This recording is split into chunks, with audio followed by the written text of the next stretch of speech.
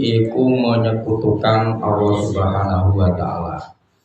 Wa sihru lan sihir, wa qatlun nafsi lan mateni awa-awaan allati harrama kang wis ngaramake sapa Allah Gusti Allah illa bil haqi kejaba kelawan hak.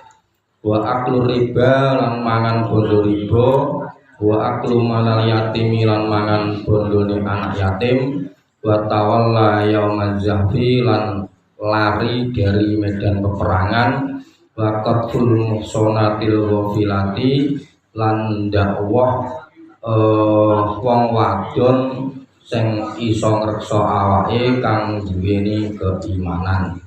Iki enten jurang utawi ya nek jurang kan mesti membinasakan rata-rata maksudnya iki ada jurang yang membinasakan jumlahe 7 sing didhawuhna kali Gusti Allah dikon ngedoi. Yang pertama syirik, yang kedua mengamalkan sihir, yang ketiga membunuh tanpa ada hak, yang keempat memakan harta riba, yang kelima memakan harta anak yatim, yang keenam lari dari medan perang, yang ketujuh menuduh perempuan yang bisa menjaga dirinya yang punya keimanan dituduh berbuat zina, itu dari mawon.